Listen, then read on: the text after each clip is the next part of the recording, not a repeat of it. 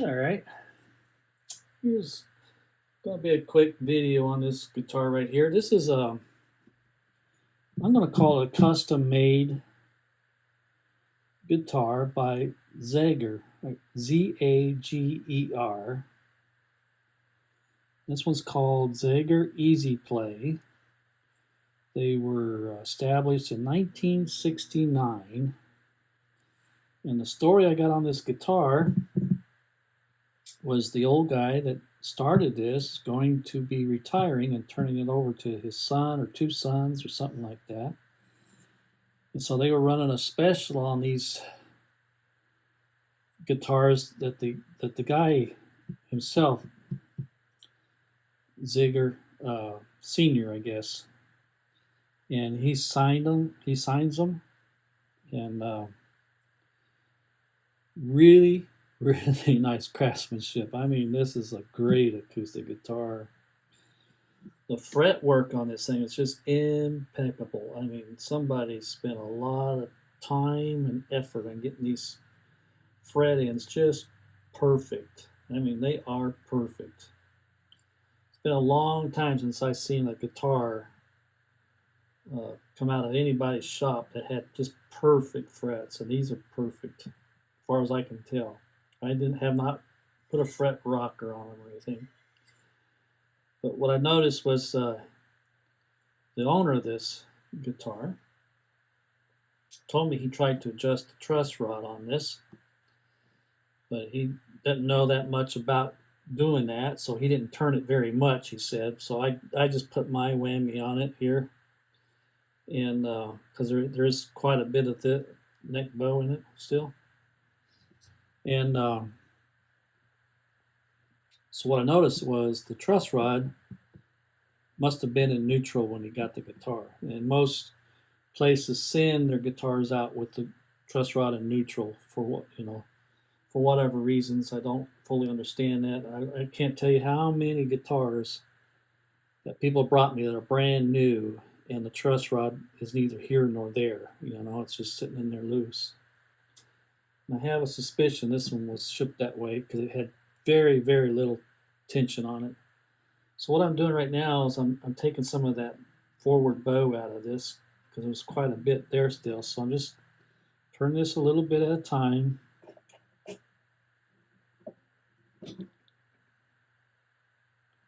Like I said, I do everything by sight and feel and how things look. And because we had talked about taking the bridge down some, we might still, because it's still quite a ways up from that quarter. On acoustic, I like it to be a little bit closer than what this is right now. But anyway, any of you guys out there ever played one of these guitars? Have you even heard of them before? And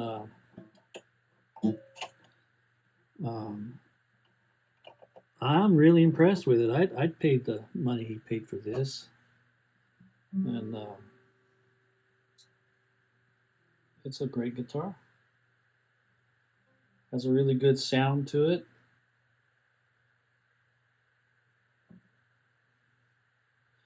Again, I try to turn them a quarter inch or a little bit more than that, depending on how far out it is. And until I get it closer, then I go to smaller and smaller increments until I get it to where I want it. And that's about right there. Maybe a little bit more.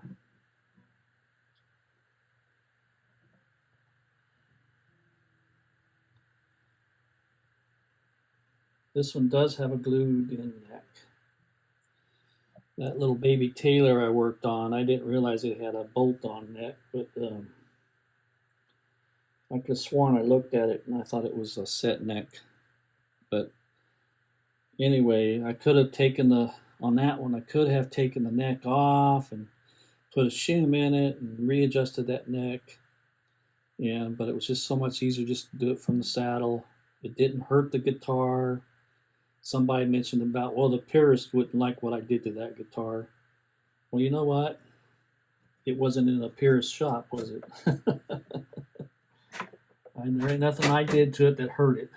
And you can always put another bone nut back in it if somebody in the future wanted to do that and go through the hassle of um, breaking the neck loose and moving it and all that stuff and reshimming it. And I'm not sure on them tailors if I didn't look at it that close because I wasn't concerned about resetting the neck on it. And it would still took me longer to reset the neck than to shave that nut down. I mean the saddle down. I keep calling it a nut, the saddle.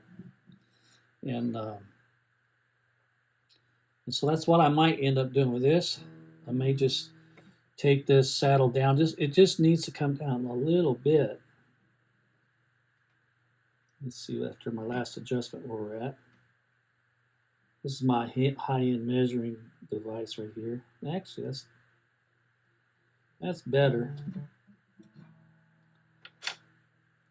So we may just go ahead and take that down some more. Yeah, it could come down some more.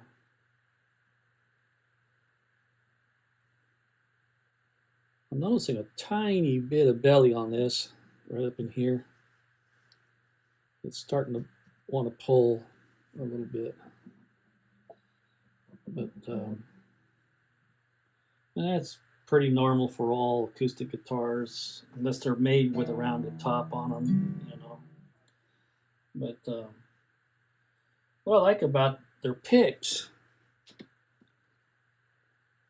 see all them holes in it? It makes it easier to hold, but you can take that. He's got one on there already. And put it right there on your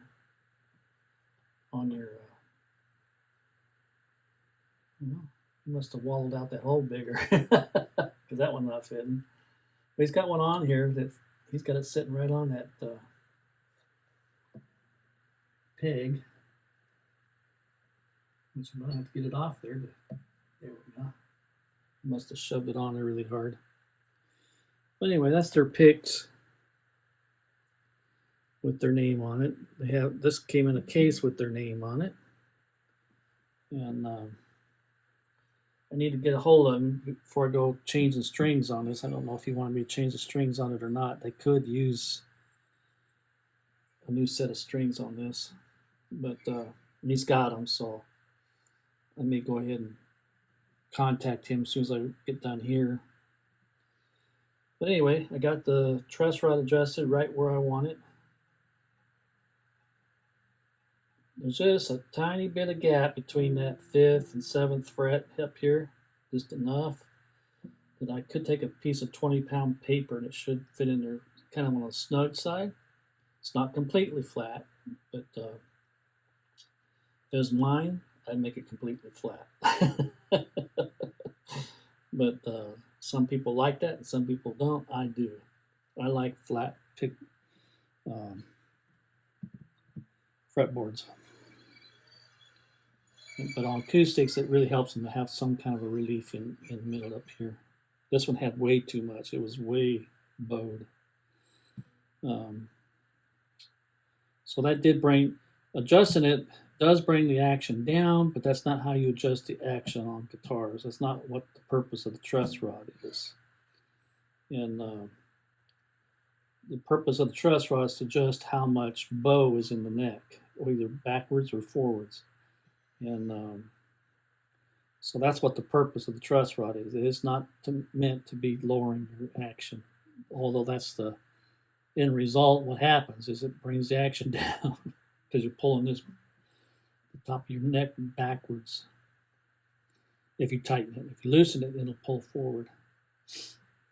So anyway, that's where we're at right now. I'm going to text the guy that owns this, see if he wants me to go ahead and put strings on it. If he does, then that'll make it easier for me to go ahead and shave this saddle down just a tiny bit. I'm just going to bring it down a little. So don't fret over it. No pun intended. And this one too has the slots already cut in there in the saddle here in the bridge here, so you get more of a string break angle. And Now on that Taylor, I forgot to mention. Was it the Taylor? No, it's the Martin I just got from church. I brought it home from church yesterday, and I opened the case up to look at it, and somebody has changed the plastic pins out for the ebony pins, which that's an improvement. And but I'm going to do a whole video on that one later on this week, hopefully. And it's a nice little guitar. It's not a dreadnought or anything, but it's got the cutaway on it. And, but more on that when I get to that. Save it for that video. But anyway, really well built guitar. I looked at the bracing in here and everything. Everything looks really, really good. Nice, clean work. Top notch stuff. Yeah, right there. Zager signed it right there. Did I show that on there? Did it come out? Let's see. Right up there in the corner there is the guy that built this guitar signature. But man, it's really nice. I really like it a lot. It's got Grover tuners. Wish I had the money, I'd go order one. But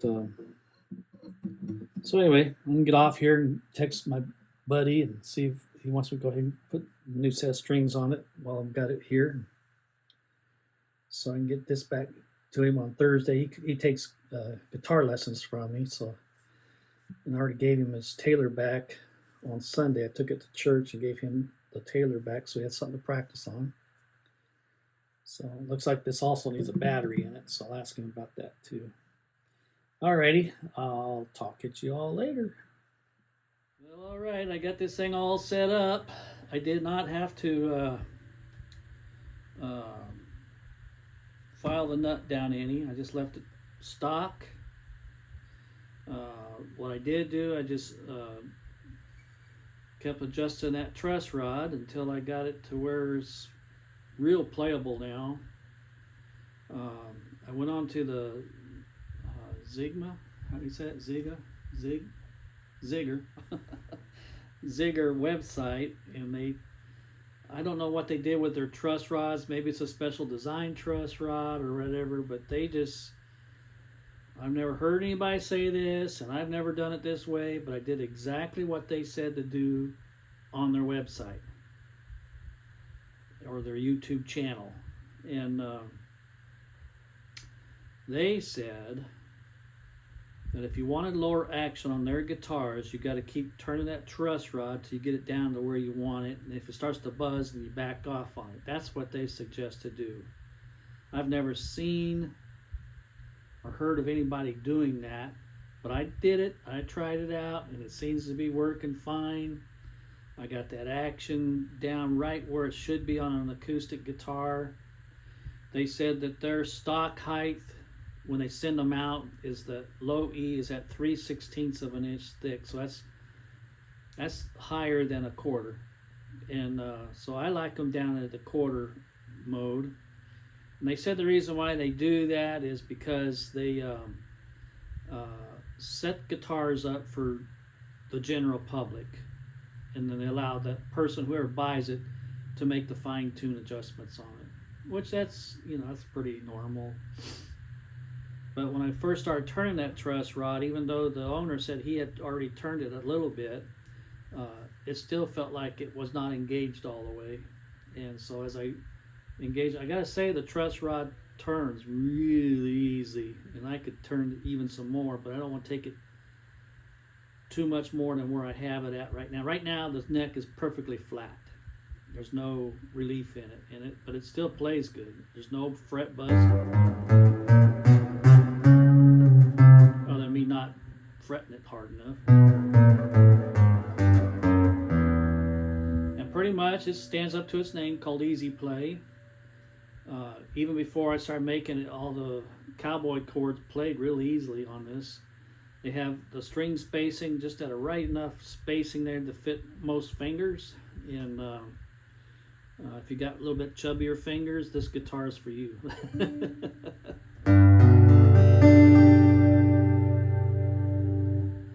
And I have it plugged in right now, and but still, excellent guitar. If you can afford to buy one of these, I'd buy it if I had the money for it. But I don't have that kind of money right now. But as far as playability and stuff goes, after I did some setup on it and stuff, and I did oil the fretboard. It looked like it was a little hungry, so I fed it. It has a Fishman pickup system in it. I'm not too keen on it, but it works. And has a built-in tuner, and that works fine. After I replaced the battery in it, so I think somebody left the tuner on and drained the battery on it. But anyway, here we go.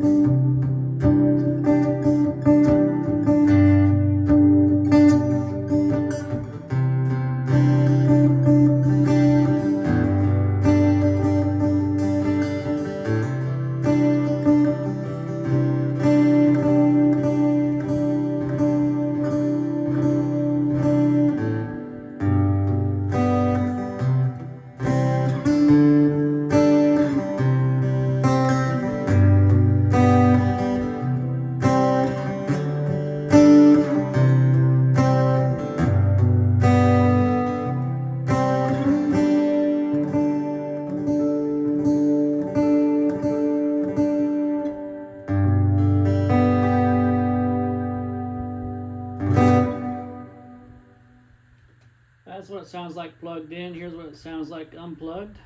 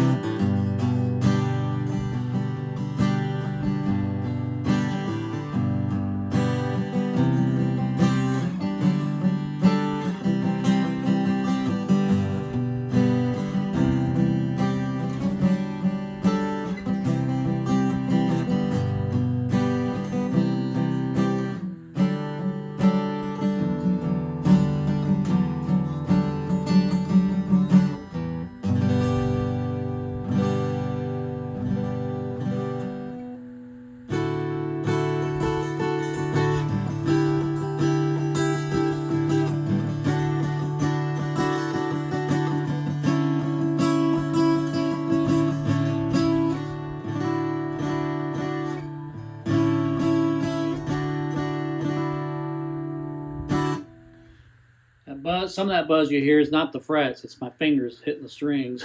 I'm not getting my finger positioning just right on this guitar.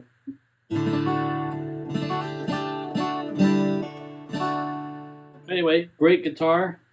I highly recommend if you can afford to get one, buy one. I don't think you'll be disappointed in it, but you know, just like everything else, you buy what you like.